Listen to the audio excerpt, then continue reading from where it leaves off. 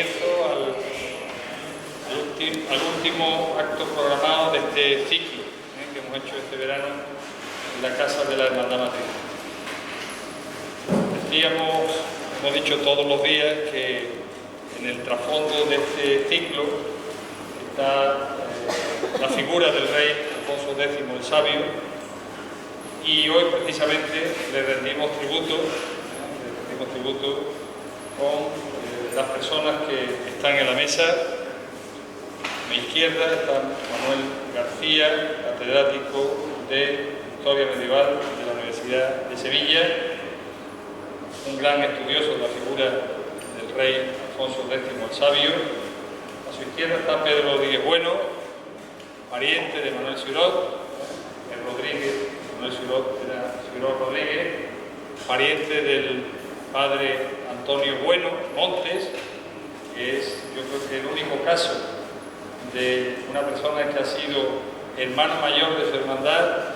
El año de su fundación era un crío, al cumplir el 50 aniversario, al cumplir el 50 aniversario de la hermandad y al cumplir los 75 años. Él ya está en las marismas eternas y tuvo el gesto antes de morir de donar a la hermandad su magnífica colección de sellos, una magnífica colección de sellos tematizada de temas religiosos, de temas marianos, bastante valiosa, que, como digo, tuvo la deferencia de él.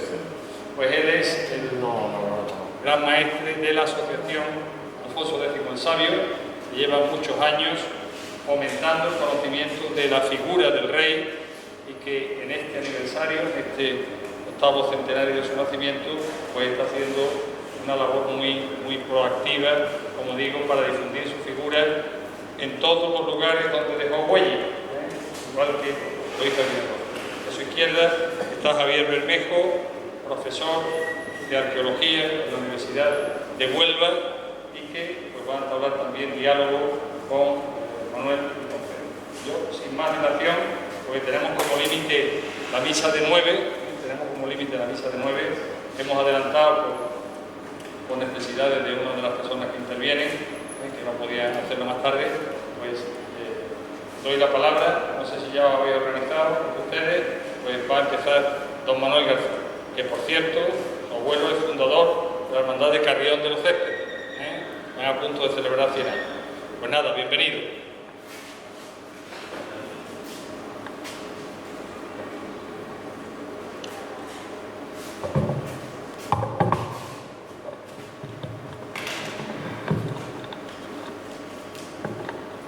Buenas tardes, señor presidente, queridos amigos, Manuel González Jiménez, querido Pedro, querido Javier, querida familia. Constituye desde luego un honor para mí estar esta tarde aquí en la Casa de la Hermandad Matriz de Almonte, porque en realidad, como ha dicho Santiago, yo soy uno de los vuestros, un rociero más, de Carrión desde luego, pero uno más, de esa hermandad que fundó mi bisabuelo en el año 1925 y que vamos ya camino del centenario. Un devoto anónimo de la Santísima Virgen, y por eso es un inmenso privilegio estar aquí con mis hermanos y hermanas en la fe rociera. Quiero felicitar a la Hermandad Matriz de Almonte por el extraordinario esfuerzo que ha conseguido, que está haciendo para conseguir estos actos, y en especial este día dedicado a la figura de Alfonso X el Sabio, de la que yo me empequeñezco estando aquí el profesor González Jiménez, que es sin duda alguna uno de los mejores especialistas, si no el mejor, en la figura del rey sabio. Alfonso X el Sabio, rey de Castilla y de León y de toda Andalucía, como él mismo se tituló en algunos de sus diplomas más solemnes, fue siempre un monarca de una personalidad indiscutible para la historia de España y también de Europa, lo que explicaría en gran parte su abundante bibliografía, de suerte que al día de hoy estamos muy bien instruidos de su prolija y densa tarea de gobierno, tanto en la esfera de la administración del reino como también en los aspectos más domésticos y privados de su vida familiar. El rey sabio según la tradición historiográfica del siglo XIII, fue un monarca muy devoto, devotísimo de la Virgen Santa María, devoción que aprendió sin duda de sus padres y muy especialmente de su abuela paterna, de la reina Berenguela de Castilla. A Santa María dedicó sin duda la mayor parte de las mezquitas cristianizadas de su vasta y extensa actividad repobladora en Andalucía. El rey cristiano que tras la conquista de Niebla en 1262 y en su posterior colonización extendió la devoción a Santa María, en este caso de la Rocina, por estos territorios marginales y periféricos, no nos engañemos, del antiguo reino de Sevilla. Y, según la tradición, debió ordenar, después de ciertas visitas que constatamos por el diplomatario en Niebla en torno a 1267, sin duda por estas tierras marismeñas, la fábrica de la primera ermita, que la tradición cronística ya del siglo XVI y sobre todo del XVII de Argote de Molina y de Ortiz de Zúñiga constata con la extensión de algo más de 11 varas castellanas. No voy a entrar en este asunto, pero sí me gustaría señalar que la devoción del rey por Santa María está sin duda a la génesis de la primera devoción en el Rocío.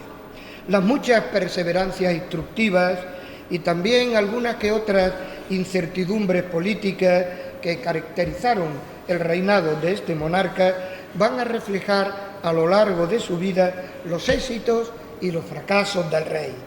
Y no solo en las esferas públicas del poder, las propias de un gran rey de Castilla y de León, sino también, queridos amigos, en las de un hombre ciertamente sabio y adelantado a su época. Alfonso X era hijo del monarca Fernando III, rey de Castilla y de León, y de la princesa alemana del linaje de los Stauffen, Beatriz de Suabia, prima hermana o emparentada con el emperador de romanos Federico II. El rey sabio siempre manifestó en sus escritos el orgullo de esta estirpe tan destacada, cuya buena memoria le llevó siempre a realizar acciones políticas de gran envergadura. Alfonso X resaltó siempre como modelo a seguir el gobierno de su padre Fernando III, nuestro santo rey conquistador, que intentará continuar durante su reinado según el bonito encargo que recibió de su padre en su lecho de muerte en el alcázar de la catedral hispalense, y que cito: fijo, rico finca de tierras e de muchos buenos vasallos, más que rey otro de la cristiandad sea. Pugna en facer bien e ser bueno. Señor Tedexo de toda la tierra de la Maracá, que los moros del rey don Rodrigo de España ganado hubieron. En tu señorío finca toda, la una conquerida, la otra tributada. Si la en este estado en que te la yo dexo la sopieres guardar, eres tan buen rey como yo. Y si ganare por ti más, eres mejor rey que yo. Y si esto mengua, no eres tan bueno como yo. Fue Alfonso X un monarca culto, exquisito, protector de poetas, de intelectuales, de científicos, de juristas y artistas europeos. Generoso, muy generoso, con sus amigos y sus privados, pero también riguroso, muy riguroso también con sus enemigos. No obstante, fue un personaje controvertido, ya en su propio tiempo, caracterizado además por una evidente liberalidad, no exenta de soberbia y de jactancia personal que algunos contemporáneos reconocieron, a veces con admiración, pero también con desdén. El altísimo concepto que de sí mismo tenía el rey y de muchas de sus obras sustentó durante siglos una imagen peyorativa del rey sabio, difundida en parte por Juan de Mariana en el siglo XVI, que consideraba al rey como un hombre erudito y sabio, desde luego, pero arrogante y petulante, y cito, aborrecido por su pueblo. Para redondear esta imagen displacente del monarca con este célebre párrafo de triste fortuna. Don Alfonso, rey de Castilla, era persona de alto ingenio, pero poco recatado, sus orejas soberbias, su lengua desenfrenada, más a propósito para las letras que para el gobierno de sus vasallos. Contemplaba el cielo y miraba las estrellas, mas entre tanto perdió la tierra y los reinos. Esta imagen del rey ha suscitado intensas polémicas entre cronistas, analistas e historiadores hasta fecha muy reciente. Pero en este sentido, el profesor González Jiménez, uno de los mayores especialistas de la obra del rey, ha llevado a cabo una profunda revisión encomiástica de su trascendental reinado, de modo que la posible leyenda negra sobre la vida pública y especialmente privada de Alfonso X no debería empañar nunca, queridos amigos, en la historiografía alfonsí de todos los tiempos, la grandeza del conjunto de su reinado y sobre todo las brillantes empresas literarias, artísticas y científicas que alentó durante su reinado. Luces y sombras, públicas y privadas, como todos los mortales, desde luego, del rey Alfonso X. Un rey de actuación política tal vez discutible, o mejor, desatinada, en algunos aspectos del gobierno del Reino de Castilla y en Europa, matizada sin duda por algunos fracasos en los que no voy a insistir, como el llamado fecho del imperio, el problema mudéjar y sobre todo el enfrentamiento con la nobleza y la crisis familiar y sucesoria que tan tristemente influyó en los últimos años de su vida, en las que el rey se fue quedando solo en Sevilla, gravemente enfermo de muerte. Pero también con éxitos muy brillantes, y es la imagen que quiero transmitir, la de un monarca repoblador en Castilla-La Mancha, en Andalucía, en Murcia, en estas tierras del antiguo condado de Niebla, y sobre todo en la fijación de las fronteras con el vecino reino de Portugal, poniendo fin a la agria cuestión del dominio del Algarve, lo que acrecentaría su prestigio en la península ibérica y en Europa. Pero sobre todo me gustaría destacar la imagen de un rey con una profunda formación humanística y científica, más allá de las competencias ideológicas de algunas fábulas y leyendas alfonsíes, alimentadas tal vez por algunos enemigos refractarios, a veces de su misma familia, vinculado a las dinastías regias de Portugal y la corona de Aragón. El rey sabio entendió siempre que para legitimarse en el poder y ante la sociedad política de su tiempo debía mostrar sabiduría. ¿Pero qué sabiduría? Es decir, aquellos instrumentos del conocimiento que podían serle útiles para justificar su poder y su organización en el reino. Lo que justificaría, sin duda, el interés por a todas aquellas ramas del conocimiento universal que podían reforzar sus proyectos políticos en Europa y en Castilla. La historia, por supuesto el derecho, la astronomía, la piedad mariana, la promoción áulica de una grandiosa arquitectura civil y también religiosa, y por supuesto la ciencia, pero también el entretenimiento, los juegos, la música e incluso la poesía. Porque su conocimiento fue sobre todo un conocimiento de un ámbito ilustrativo e innovador de valor permanente y universal. En este sentido, en la corte de Alfonso X, en las ciudades de Sevilla y Toledo, se convirtió pronto en un vivero de sabios venidos de todas partes, destacando entre ellos los mudéjares y judíos toledanos, autores de muchas de las traducciones científicas de las obras alfonsíes. Los juristas italianos, formados en el nuevo derecho romano, y los miembros del taller historiográfico del que por iniciativa regia salieron obras de historia tan señaladas como la historia de España o la historia general. Pues gustaba al rey de leer libros de historia, entre otras razones porque creía en su valor y utilidad como instrumento al servicio del poder.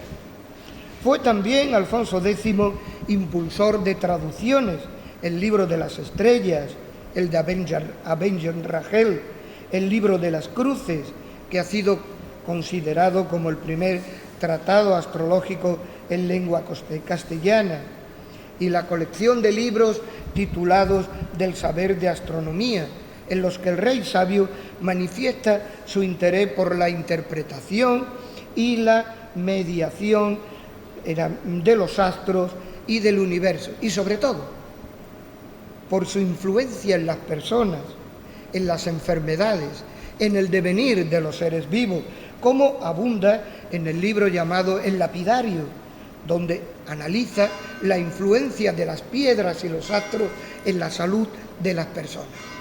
Con la enorme distancia y las reservas propias, diríamos que Alfonso X hoy sería un ferviente entusiasta de horóscopos, de análisis adivinatorio, de predicciones, algo que desde luego le fascinaba. Lugar aparte merecen las tablas alfonsíes, escritas en 1272 por Judith Judas ben Mosé, un judío que procedía de la tierra de los arameos, es decir, que hablaba de los caldeos, que hablaba arameo y que tenía notables conocimientos en astronomía, o el libro del ajedrez, de los juegos, de los dados. Todos estos libros, desde luego, debieron distraer al monarca en los últimos días de su vida en Sevilla. Pero de toda la actividad creadora y personal de Alfonso X en el campo de la poesía, nos ha quedado un conjunto de poesías profanas y sobre todo ese monumento al arte medieval en el que se combinan palabras, música, imágenes que todos conocemos con el nombre de las cantigas de Santa María, en dos bloques: cantigas de milagros que hace la Virgen en distintas advocaciones o cantigas de loor o de alabanza a la Virgen. También el rey llevó a cabo otro tipo de poesías. A mí especialmente me gustan aquellas personales e íntimas que están llenas de una profunda melancolía, como la cantiga que comienza «No me imposo pagar tanto», en el que el rey manifiesta tristemente su deseo de hacerse a la mar en una nao y alejarse. Y traduzco: de este demonio de campiña, donde viven los alacranes que me clavan sus espinas, en clara alusión a las intrigas familiares y a las traiciones nobiliarias y de la corte que abundaron en los últimos días de su vida. Pero sin digo, como les decía, es las cantigas, sin lugar a duda, el cancionero más rico de la Edad Media, una especie de Biblia estética del siglo XIII. También el rey impulsó y auspició obras de carácter legislativo, de enorme fortuna en su tiempo: el fuero real, el espéculo, las partidas, que han estado en la práctica de la justicia hasta tiempos muy modernos. Y termino para entablar un diálogo, si parece conveniente. Termino hablando de luces y sombras, de éxitos y fracasos, públicos y privados, del más universal de nuestros monarcas medievales, cuya fama de rey sabio le fue dada por primera vez en la crónica de Alfonso el Onceno, escrita por Fernán Sánchez de Valladolid a mediados del siglo XIV. Su bisnieto fue el que instruye esta crónica, que llevó su nombre: Alfonso XI, rey de Castilla y de León, el vencedor del Salado, el dominador del Estrecho, el que conquistó Algeciras, el que murió el 26 de marzo de 1350 en el cerco de la plaza de Gibraltar. El rey Alfonso XI sabemos documentalmente que sí estuvo en el Rocío y que debió conocer tal vez la antigua imagen de la Virgen que parece donada por su bisabuelo según una vieja tradición, pero sí vio su ermita porque así aparece señalada en el libro de la Montería, y no como ermita sino como iglesia, es decir, algo absolutamente distinto, pero esta ya es otra historia. Ahora, 800 años después de su nacimiento, el 23 de noviembre de 1221, en la ciudad de Toledo, la Hermandad Matriz de Almonte rescata para todos los rocieros la figura de Alfonso X, el rey sabio, el monarca que nos reintegra a la historia de España y también a la de Europa, el monarca medieval hispánico más universal de todos los tiempos. Concluyo con una reflexión desde la historia, pero también desde la tradición, la leyenda, la devoción y, por supuesto, desde la fe. Dentro de unos meses, queridos amigos, esperemos, llegará el invierno y el frío, porque llegará. Y la madre, que ahora está seca, se llenará de agua, esperemos, porque se llenará. Es el ciclo de la vida. Y una tarde cualquiera de invierno, al ponerse el sol por ahí detrás, camino de Torre la Higuera, en esas tardes íntimas que tanto nos gusta a los rocieros acudir a la ermita, al bendito santuario, no digo solo, porque siempre hay gente, pero ya íntimos delante de la Virgen, si le preguntáramos quién fue en realidad Alfonso X, Santa María sin duda nos responderá desde el corazón, apenas que hayamos leído algo sobre este monarca tan devoto de Santa María, que Alfonso X el Sabio, rey de Castilla, de León, de Toledo, de Galicia, de Sevilla, de Córdoba, de Murcia, de Jaén, de toda el Andalucía y del Algarve, emperador electo del Sacro Imperio Romano Germánico, fue para todos nosotros el primer rociero. Muy bien.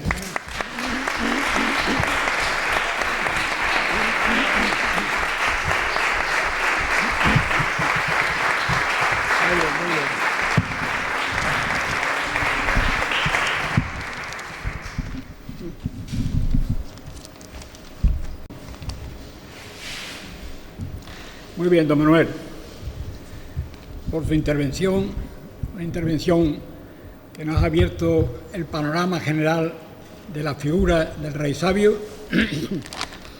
y que nosotros trataremos muy brevemente, porque el tiempo que tenemos es muy corto y aparte mis circunstancias personales me exigen estar de vuelta enseguida.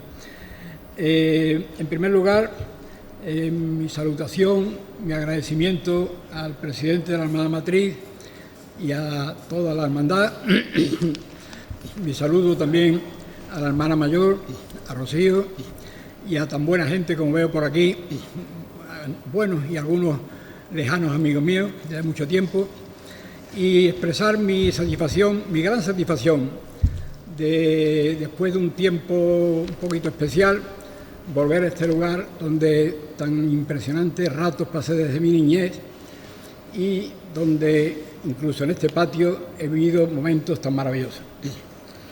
Como sabéis, el Rey Sabio nació el 23 de noviembre de 1221 en Toledo, por lo cual este pasado noviembre se celebró el 8º centenario de su nacimiento, que el Cabildo que presido, el Cabildo Alfonso X el Sabio de Sevilla, venimos celebrando con una serie de actos por muchos lugares, por muchos municipios, y que también se declaró hasta el próximo noviembre, todo este año, como año alfonsí, para que nos diera tiempo de ir divulgando la historia de nuestra tierra y la gran figura de Alfonso X el Sabio y su gran hacer sobre Andalucía y sobre nuestro territorio, porque no cabe duda que aparte de que estamos hablando de un rey de Castilla, un rey de nuestra tierra,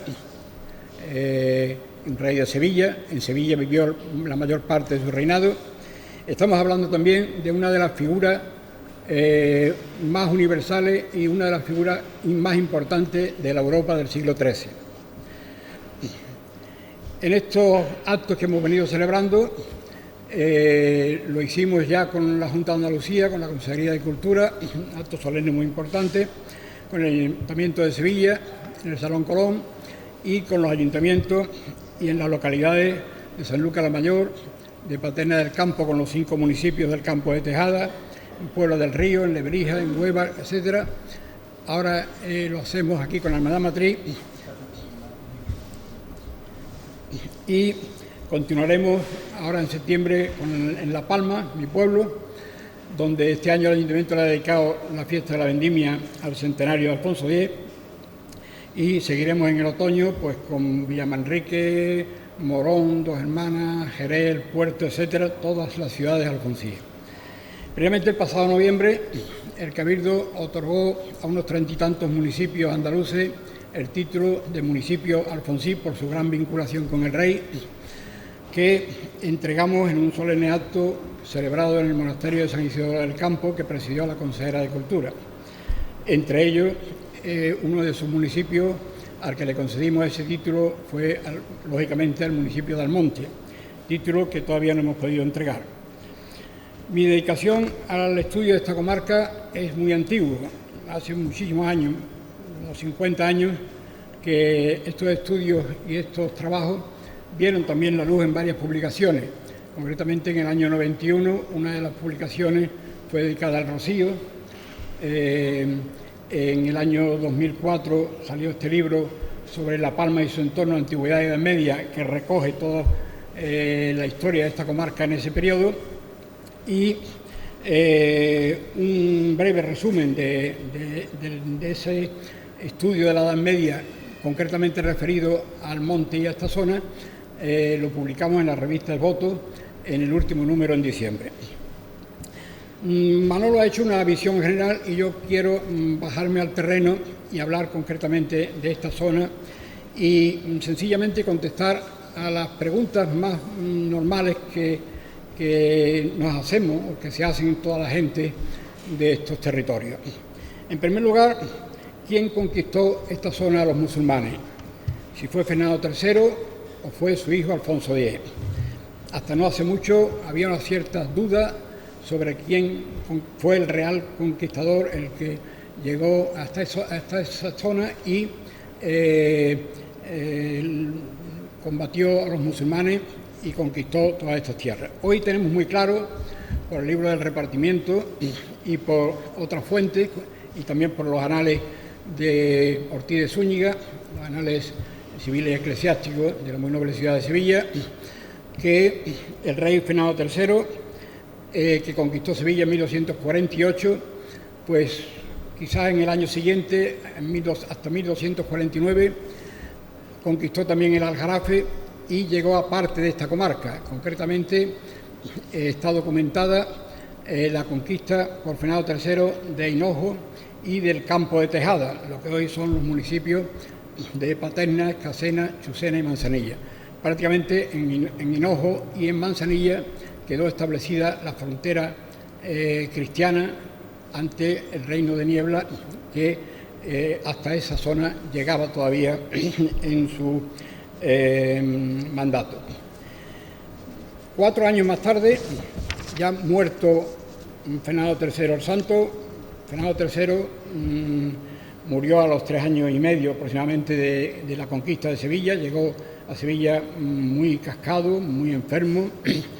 Sus batallas por las sierras de Jaén, de Córdoba y todo esto fueron unas campañas bestiales y llegó muy mal y a los 3 años y medio murió. Y murió precisamente joven, relativamente joven, aunque los 50 años de entonces no son los de ahora. En aquella fecha, 50 años ya eran años, y más con las luchas y la vida que llevaban estos guerreros medievales. Pues bien, 4 años más tarde, en 1253, muerto el rey don Fernando, y coronado rey en la Catedral de Sevilla su hijo Alfonso X, sigue avanzando por esta zona para evitar el peligro de los portugueses que habían tomado ya parte de la Sierra de Huelva y que se introducían también por la zona del Algarve. Concretamente, Alfonso X, en esta fecha, 1253, tuvo que retomar de nuevo el campo de Tejada, ya que su reyesuelo Azmén, muerto San Fernando, había roto el vasallaje y tuvo que ser reconquistada de nuevo por Alfonso X. Y no se quedó solamente en el campo de Tejada, sino que siguió avanzando y conquistó las alquerías de Villalba, la actual Villalba, La Palma, Bolules, el actual Bollullo, Almonte y otras muchas alquerías existentes por aquella fecha y hoy desaparecidas o que hoy son simplemente grandes fincas privadas. Así que tenemos claro que el verdadero conquistador de toda esta comarca a los musulmanes fue Alfonso X el Sabio. Nos preguntamos o nos preguntan muchas veces algunas personas qué sabemos de Almonte en el siglo XIII. Tenemos que decir que no hemos encontrado referencia alguna ni en el libro de repartimiento de Sevilla ni en el resto de la documentación consultada del siglo XIII. En algunos textos del cronista musulmán Al-Razi se cita la fortaleza de Almú, que según la profesora Fátima Roldán pudo estar o bien en Montemayor, Moguer o en Almonte. Pero lo que sí se constata es que ya la alquería de Al-Jabal se localiza en Almonte en el siglo X, perteneciente a la Cora de Niebla. Ya esa alquería estaba situada más o menos donde hoy reside el pueblo de Almonte, donde hoy se ubica el pueblo de Almonte. Sí aparece ya en el siglo XIV con mucha claridad como señorío de don Álvar Pérez de Guzmán I, alguacil mayor de Sevilla y señor de La Palma, Villalba y Almonte. Nos preguntamos también qué significó la conquista castellana de esta zona. Fue de una importancia vital. La conquista castellana de este territorio supuso un cambio absoluto en los usos y las costumbres. En la lengua pasamos del árabe o de los dialectos bereberes al castellano, en la religión del Islam y sus mezquitas al cristianismo y sus iglesias, en el derecho de la Sharia o ley del Corán al derecho romano castellano, en las instituciones, la creación de los consejos municipales, en nuestra vestimenta actual, en nuestra gastronomía, en nuestras tradiciones, fiestas, romerías, etcétera, etcétera. Fue un cambio brutal el paso de un territorio musulmán a un territorio cristiano. Compartimos la opinión del profesor don Manuel González Jiménez, la máxima figura europea, diría yo, del tema de Alfonso X, con más de 50 escritos y que hoy nos acompaña con su presencia, presidente de honor del Cabildo, catedrático y académico de la historia. Compartimos su opinión acertadísima cuando escribió que la época de la conquista y repoblación de Andalucía por Fernando III y Alfonso X constituye sin duda el momento más decisivo, por no decir el más importante de la historia de nuestra región. En efecto, durante estos años decisivos, que van desde el comienzo de las campañas fernandinas en 1224 hasta finales del siglo XIII, se echaron las bases de una Andalucía nueva y distinta de la hasta entonces existente y radicalmente transformada en sus estructuras básicas, demográficas, institucionales, económicas, sociales, religiosas, culturales, etc. Como resultado todo ello de su incorporación a Castilla. En mi libro La Palma y su entorno, Antigüedad y Edad Media, escribí sobre este tema también, que castellanos leoneses repoblaron estas tierras dejándonos aquí su sangre y sus hijos, de los que procedemos todos nosotros, así como nuestros más comunes apellidos, todos los Rodríguez, Fernández, Pérez, Jiménez, González, Gómez, Ruiz, Díaz, etcétera, etcétera, son apellidos castellanos. Nos dejó su lengua, el castellano, su religión, el cristianismo, su derecho, el fuero juzgo, fuero de Toledo, que se otorgó al Reino de Sevilla, su arte, el gótico, que mezclaron aquí con el mudéjar, y sus costumbres, prácticamente todas nuestras grandes fiestas y tradiciones actuales, el recuperar las tradiciones litúrgicas, la Navidad, la Semana Santa, Pentecostés, todo eso viene desde aquella época, y las más antiguas ferias y concretamente las más arraigadas devociones marianas andaluzas que empiezan concretamente con Alfonso X en esa época. ¿Qué problemáticas se encuentran tras la conquista de estos territorios? Concretamente, la problemática fundamental era la despoblación de los territorios. La poca o mucha población musulmana de esta zona se refugió en el reino de Niebla, asegurado por sus fuertes murallas. Otros se marcharon al reino de Granada o al Magreb, y esta zona prácticamente quedó muy despoblada. La nueva población, bueno, por citar algunos ejemplos muy clarividentes, son que Sevilla en aquel tiempo contaba con unos 24.000 habitantes, Alcalá de Guadaira con 56 habitantes, Sanlúcar la Mayor con unos 200 y pico, Carmona con 192, en fin, una escasísima población. Y más concretamente en nuestra tierra, en nuestra comarca, Tejada tenía 122 habitantes, Manzanilla 37, Hinojo 70, Benafique 35, Gelurraus, eran dos alquerías importantes, 25, es decir, estaban prácticamente despobladas. Precisamente en algunos textos de aquella época se lee el comentario muy frecuente en el repartimiento cuando se dice: y dioles tales y tales alquerías que estaban yermas o desiertas. Es decir, prácticamente la gran población de toda esta zona, como de muchas partes de los reinos de Sevilla, Córdoba y Jaén, estaban despoblados. Nos preguntamos también, una pregunta muy corriente que nos hacemos es: ¿de dónde procedían los primeros repobladores del reino de Sevilla? Y más concretamente de esta zona. Fundamentalmente, no vamos a detenernos, pero fundamentalmente eran castellanos leoneses y también algunas minorías vascas, catalanas, aragoneses y gallegos. Y en cuanto a los nuevos repobladores de la zona concreta nuestra, fundamentalmente he podido comprobar por los apellidos del repartimiento, de los repartimientos que se hacen en muchos de estos lugares, que en su mayoría procedían del reino de Toledo, lo que hoy, después más tarde, fue Castilla la Nueva y hoy es la comunidad autónoma de castellana. Concretamente, por los apellidos sabemos que muchos eran de Toledo, Ocaña, Oclés, Valdeolías, Montalbán, Plasencia, Talavera, en fin, la mayor parte eran procedentes de esa zona.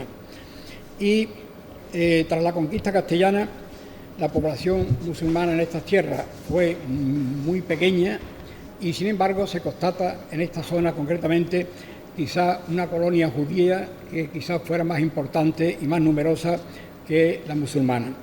En la segunda mitad del siglo XIV, por ejemplo, se constata la presencia de judíos en Almonte, en Escacena, Hinojo y en Manzanilla. El repartimiento de esta comarca.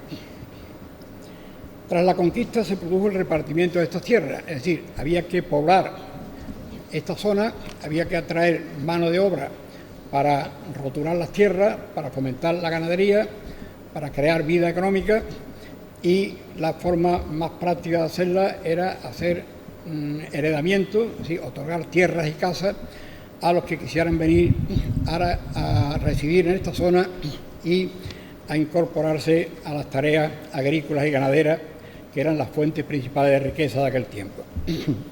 Las alquerías de esta comarca fundamentalmente fueron otorgadas tanto a órdenes militares, algunas también a la iglesia o a algunos monasterios, y a castellanos leoneses que ayudaron al rey en la conquista. Así, por ejemplo, de los datos que tenemos, podemos decir que Mures, una de las alquerías que hoy forman Villamanrique, la otorgó en el repartimiento Alfonso X, la otorgó a la Orden de Santiago, dio 1.600 aranzadas de olivar, y también a Domingo Pérez y otros monteros, 18 monteros reales. Pila, por ejemplo, fue concedida al escribano real Ramiro Ibáñez, a el chantre de Cartagena Pedro Abad, a Fernando Abad de Santillana y a otros castellanos. Villalba, por ejemplo, a la que el rey puso por nombre Gironda, fue dada a Rodrigo González. Bolules, Bollullo actual, se concedió a 4 castellanos que vinieron con el rey: Gonzalo Ramírez, Ruiz González, Diego Sánchez y Gonzalo Ruiz. Hinojo, antiguo Onujo, Hinojo actual, recibieron heredamiento 70 almogávares de la compañía del almogadén Pedro García. En Tejada se concedieron también tierras y casas a 50 caballeros y a 72 peones. En Paterna se heredó a Pedro García y sus almogávares. En Manzanilla a 4 almogadenes. Almogadenes eran como capitanes de las tropas y almogávares eran sus soldados. 4 almogadenes y 33 peones, con un total de 37 almogávares. Y Chucena fue otorgada al monasterio de Iranzo. Nos preguntamos también sobre la vinculación que Alfonso X tuvo o pudo tener con la devoción a Santa María del Rocío. Sabemos, como ya ha dicho también Manolo, que Alfonso X fue un rendido devoto de Santa María y no se conformó simplemente con dedicarle una de sus principales obras, las Cantigas de Santa María, uno de los grandes monumentos de la literatura mundial, por la importancia poética y musical que tuvo, sino que no se conformó con dedicarle esta obra, sino que siguiendo el consejo que le dio el Papa Gregorio X, mandó levantar por todo el reino de Sevilla iglesias y ermitas para que la nueva población que repobló estas tierras, que eran castellano-leoneses que practicaban el cristianismo, tuvieran sus iglesias y sus ermitas para el culto cristiano que ellos profesaban.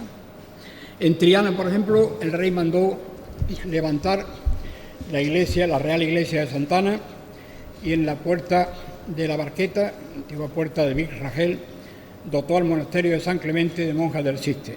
En el puerto de Santa María, por ejemplo, instaló capilla dentro de la que era la mezquita del puerto y instaló a la Virgen Santa María del Puerto, o Virgen de los Milagros, patrona de la localidad.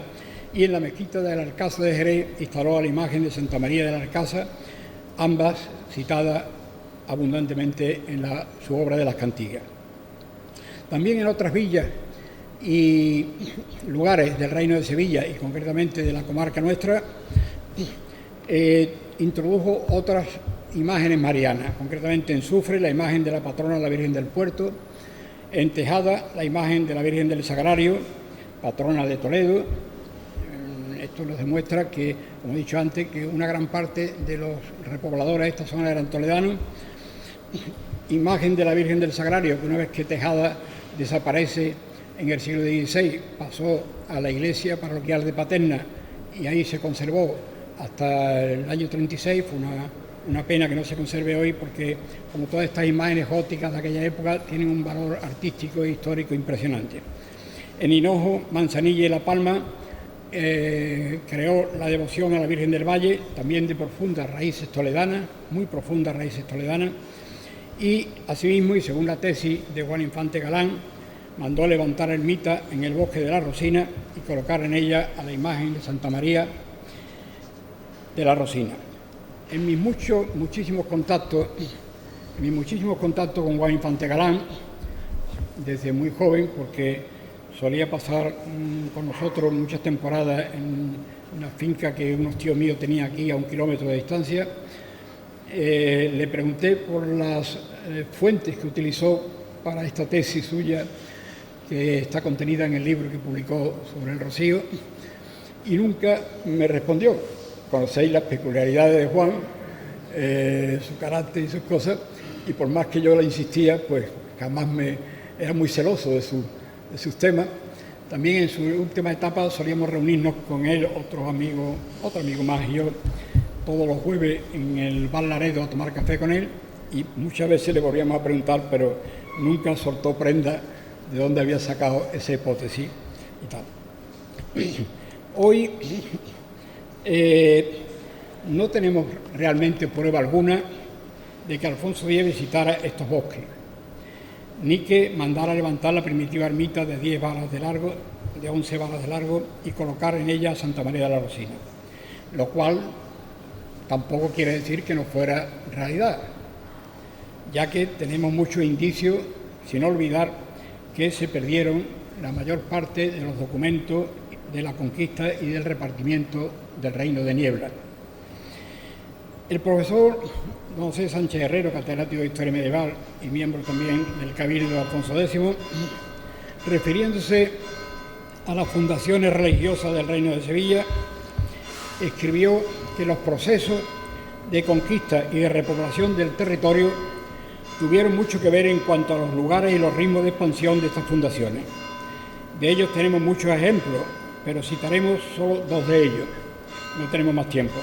La ermita y devoción a la Virgen de Setefilla en Lora procede y estuvo inicialmente vinculada o llevada allí por la Orden Militar de San Juan de Jerusalén, Orden de Malta, o el Monasterio de la Rábida, y la devoción a la Virgen de los Milagros fue llevada allí por la Orden Franciscana. Es decir, que en todas estas mandatos para levantar iglesias, ermitas, no es que fuera el rey por cada uno de los territorios llevando una imagen, sino que fue un mandato suyo a las órdenes religiosas, a las órdenes militares e incluso a veces a los propios almogávares que se instalaron por aquí. Pasó igual que cuando los marineros de Palo, Moguer, Lepe o Huelva llegaron a América después de la conquista, que llevaron allí las devociones de sus imágenes propias de sus pueblos, porque esas imágenes estaban en el alma y en el corazón de estas personas, más viéndose en miles de kilómetros de su tierra y en su devoción.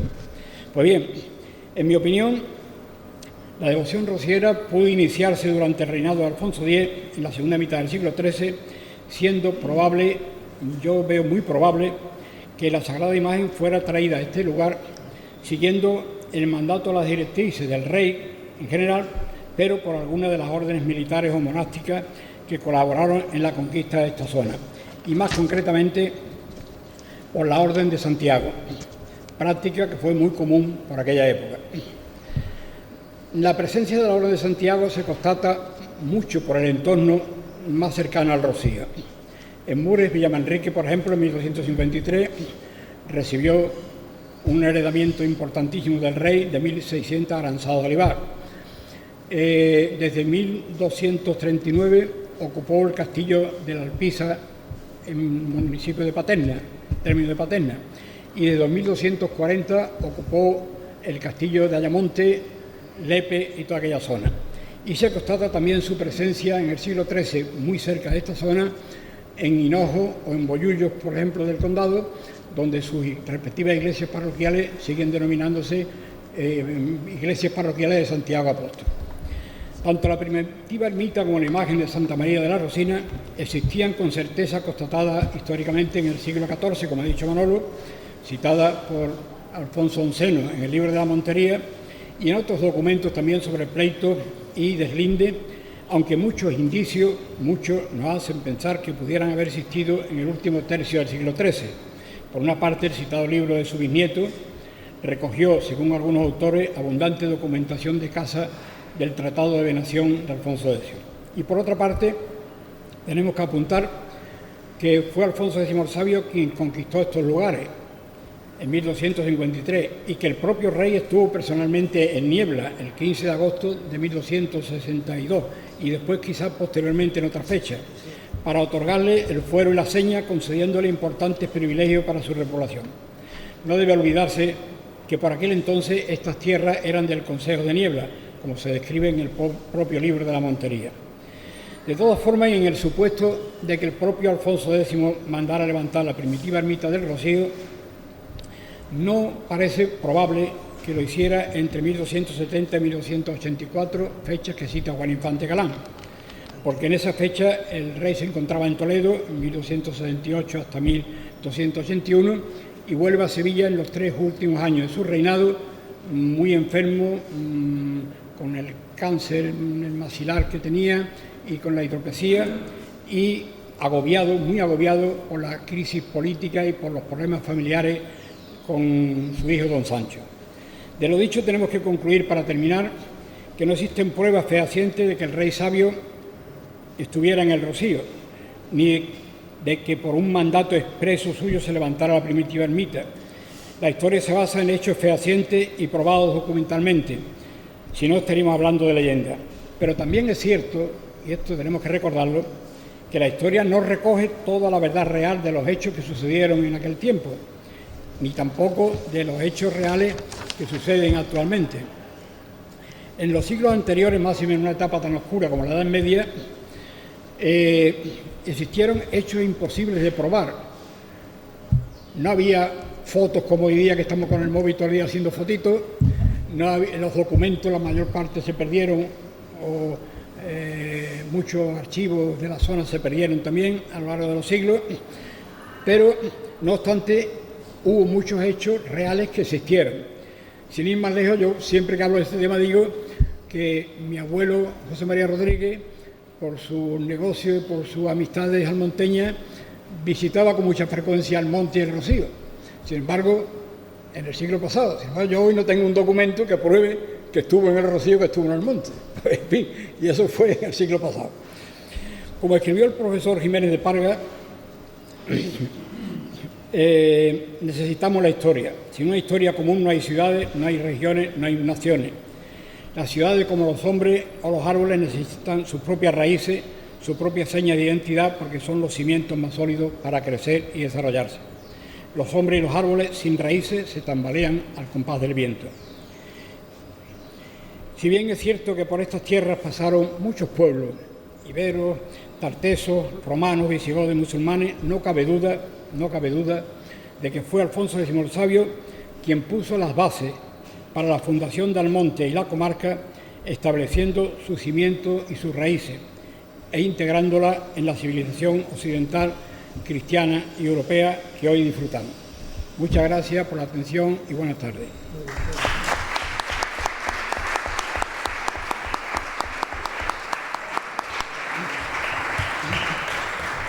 Lamentándolo mucho, no puedo continuar.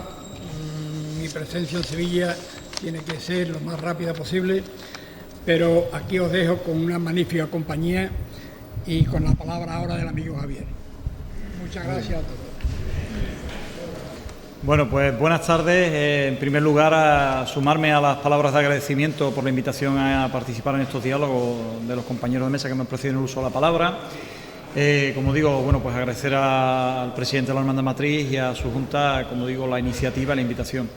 Y felicitarles igualmente por el desarrollo de la misma y espero que tenga continuidad en el tiempo, habida cuenta que supone, bueno, pues un evento cultural significativo, ¿no?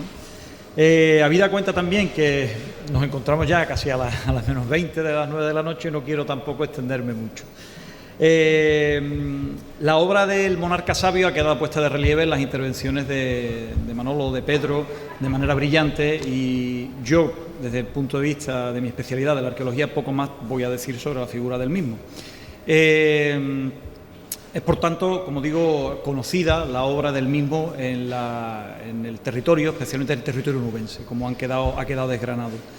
Desde el punto de vista de la arqueología, que es la disciplina que yo profeso, supone a día de hoy un reto el conocimiento de los siglos bajos medievales cristianos. Estamos hablando de los siglos XIII, XIV y XV.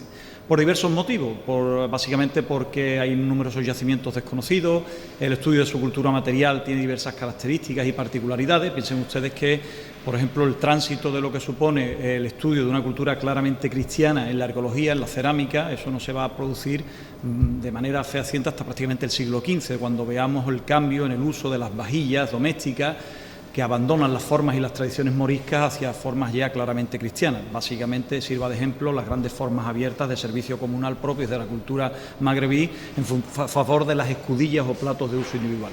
Como digo, bueno, pues estos son pequeños detalles que acompañan el estudio, desde el punto de vista de la disciplina arqueológica, del tránsito de estos siglos y el cambio cultural desde el mundo musulmán al mundo cristiano. Sin embargo, como digo, bueno, pues la obra de Alfonso X el Sabio echa las bases, los cimientos, como decía a continuación en esto Pedro, para lo que va a ser la modernidad, digamos, de la Andalucía occidental, de la Baja Andalucía, especialmente de nuestro territorio nubense. Sin embargo, existe un antecedente, existe un antecuén a lo que será la obra alfonsina y el proceso de conquista.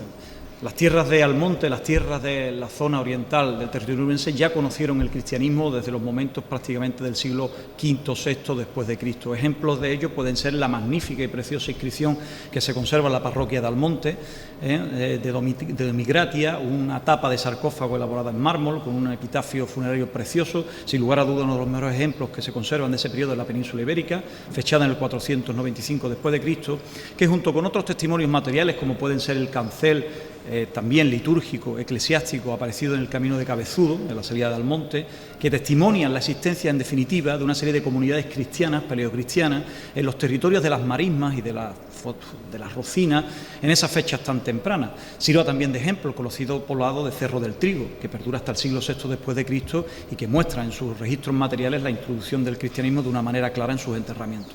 Es por tanto que estamos ya en un territorio cristianizado,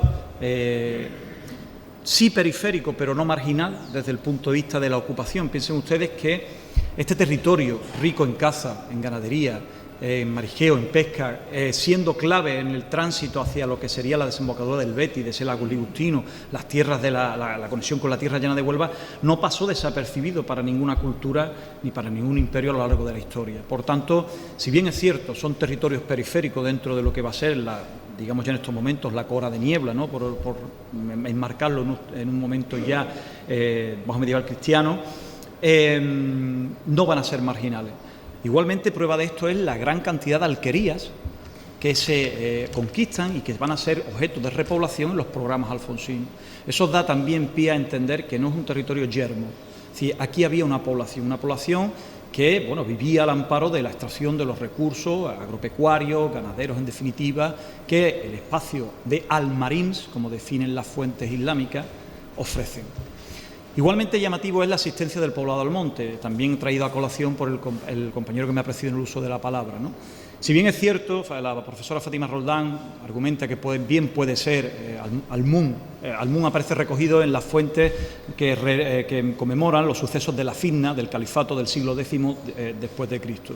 Una serie de levantamientos de antiguos de muladíes, poblaciones cristianas convertidas al Islam, que para el territorio onubense, en el caso, por ejemplo, de Arusa, de Aroche o de Almun, encuentran una serie de sublevaciones. Almun, la que recoge en las fuentes islámicas, sin duda es Almonte, porque Moguer aparece como Mun Mayur, Monte Mayor, con un cabecilla que se llama Almogarawi, el moguereño, que dará nombre a ese territorio, a esa localidad. Por tanto, Almonte ya aparece en el siglo X como un lugar, un enclave significativo y estratégico dentro del contorno territorial de lo que va a ser el territorio onubense, digamos la tierra llana del territorio onubense. Ese papel protagonista, como digo, bajo mi punto de vista, va a mantenerse. A día de hoy los datos arqueológicos tienen un reto ante esta premisa que les digo, porque tenemos que ser capaces de demostrar con los restos materiales lo que las fuentes documentales no llegan a terminar de perfilar, siempre de la mano de las mismas. Y como digo, en la obra alfonsina, pues no podía pasar desapercibido este territorio de las marismas y de las rocinas, siendo clave también el establecimiento de esa iglesia, como bien decía Manuel, no ermita, iglesia, que denota unas características administrativas, fiscales, distintas a las de un pequeño eremitorio rural. Sirva también de ejemplo un detalle. Desde el punto de vista de la arqueología, existen numerosas ermitas de repoblación castellana en el territorio onubense que se asientan sobre antiguos yacimientos de época romana o hispano-visigoda. Eso tiene una clara connotación de aprecio, de controlar un enclave que no huele, que no sabe, que no tiene un sabor islámico, sino de los cristianos viejos. Ejemplos de ello pueden ser la ermita de repoblación de San Mamés en Aroche, la Nava, el Patrás en Almonaster, Santa Eulalia. Es decir, a buen seguro, probablemente estemos ante un lugar que con ese enclave sagrado está mostrando un control territorial secular, que no pasó, como digo, desapercibido. No quiero extenderme mucho, habida cuenta de la hora y de los numerosos datos que se han ofrecido sobre la figura del monarca. Simplemente, concluir con esa idea, ¿no? Es decir, cuando se produce la conquista y el repoblamiento, la colonización de estos territorios, creo que no se hace desde un concepto ex novo, sino, ex nihilo, es decir, no parte de la nada, hay algo ya previo. ejemplo, como digo, las alquerías. Por tanto, sobre el programa alfonsino, a poco que rasquemos, existe un modelo de articulación rural, disperso, que justifica la importancia que tuvo este territorio en los planes de la conquista castellana en estas postrimerías del siglo XIII. Y que dan también buena muestra de ello, como no, la magnífica Cora de Niebla, su punto neurálgico, que será la Medina del Habla, ¿no?, la ciudad de Niebla. Con esto simplemente quería apuntar algunos datos de carácter arqueológico a esta magnífica intervención de los compañeros que me han precedido en el uso de la palabra. De nuevo agradecer la invitación a participar y espero que tanto la intervención de mis colegas como la mía les haya sido de interés. Muchísimas gracias.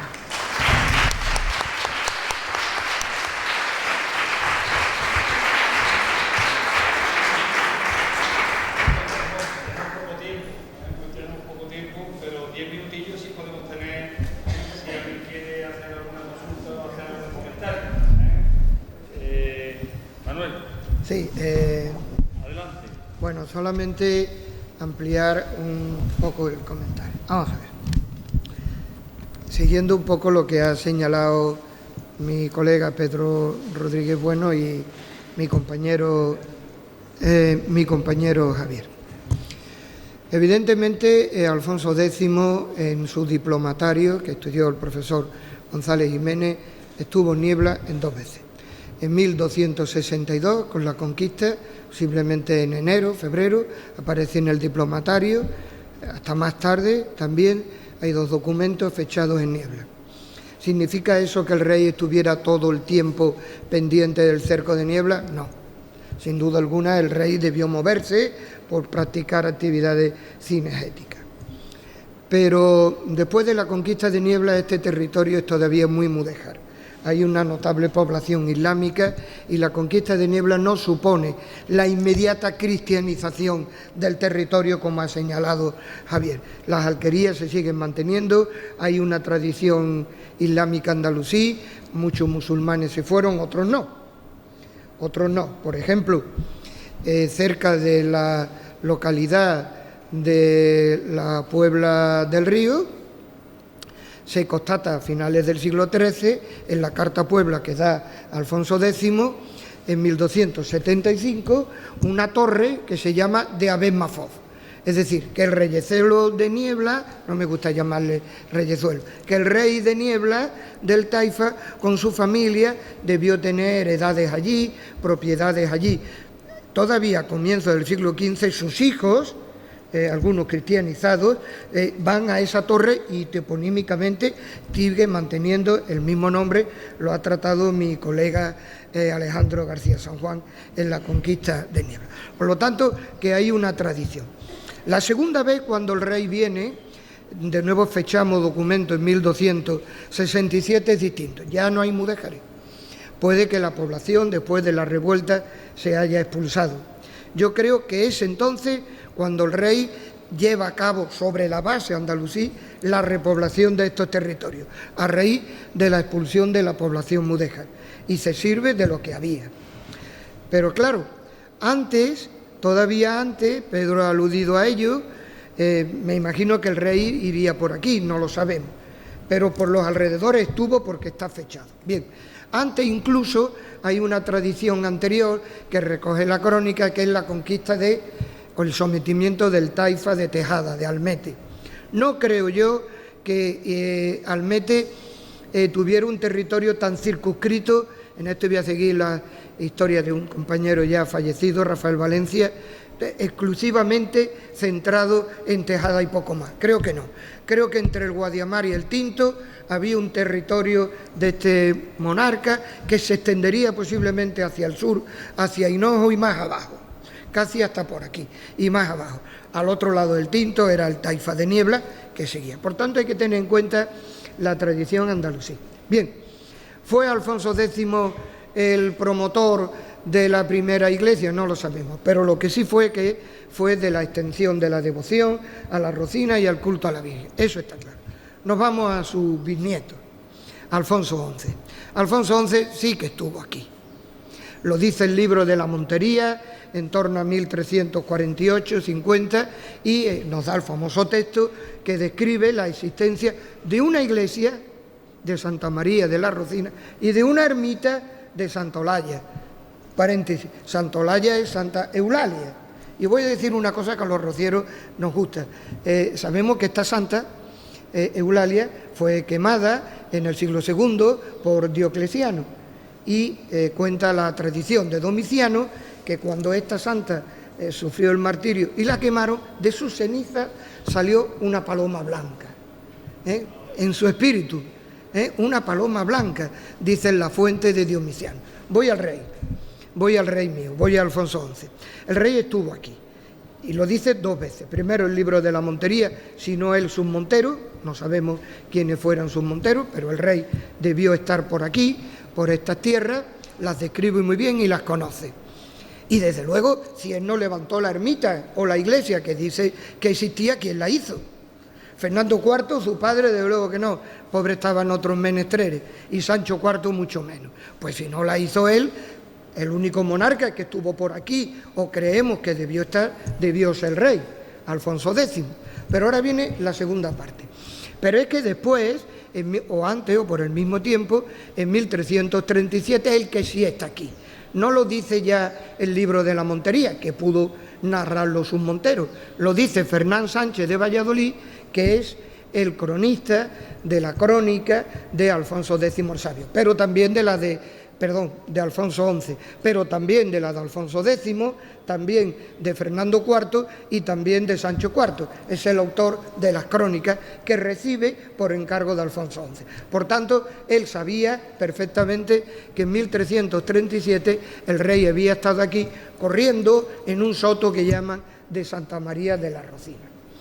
Y vuelvo a repetir, si Alfonso XI no levantó eso, y eso estaba aquí ya, con una institución creada, con una cierta entidad, ojo, una iglesia, y créanme que los castellanos sabían distinguir entre que era una iglesia y que era una ermita, lógicamente es que si no la hizo él, pues ¿quién la haría?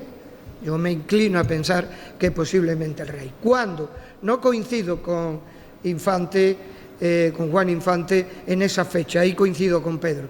Yo creo que esa orden de crear esto debió ser a raíz de 1237 y no antes, una vez fuera la población mudéjar y utilizó lo que tenía, pues la alquería de Almonte. Después en 1333, en el deslinde que hay entre Almonte y Niebla, pues aparece también la ermita, en el 33. Sin embargo, en el libro de la Montería, en el 50 se dice iglesia.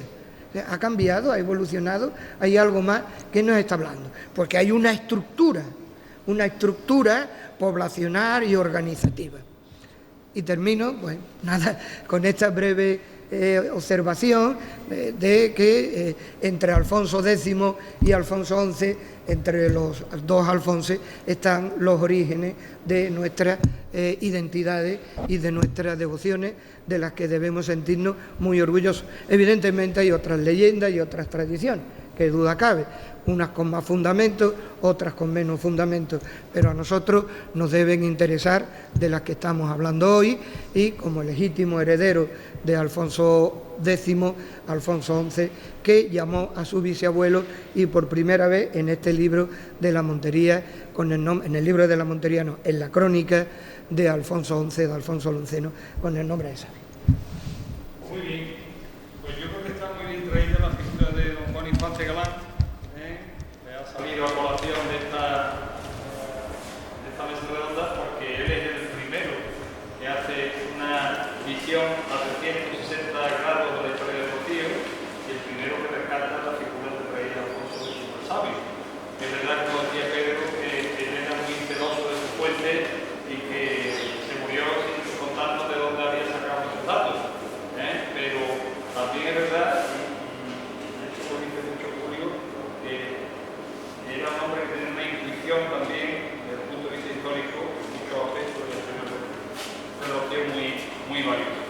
Nosotros, con motivo del 50 aniversario de su libro, que se escribió el año pasado, hemos editado la colección nuestra de publicaciones, porque es un libro que está descatalogado, que es difícil encontrarlo, y nos pareció que era una buena ocasión para realizar. Pues no tenemos mucho tiempo más. Yo quiero daros las gracias, creo que estamos mejor informados de lo que estábamos de los orígenes de la devoción rociera. Es verdad que reconstruir la historia del siglo XIII con la documentación que se conserva pues no es fácil, para eso están los especialistas, habéis hecho un trabajo magnífico y quiero agradecer que hayáis sacado un hueco vuestras oraciones para estar hoy con nosotros y para deleitarnos con vuestros conocimientos sobre el rey Salomón. Así que muchas gracias y ponemos punto y final a este ciclo que ha promovido la Delegación de Formación de nuestra hermandad y que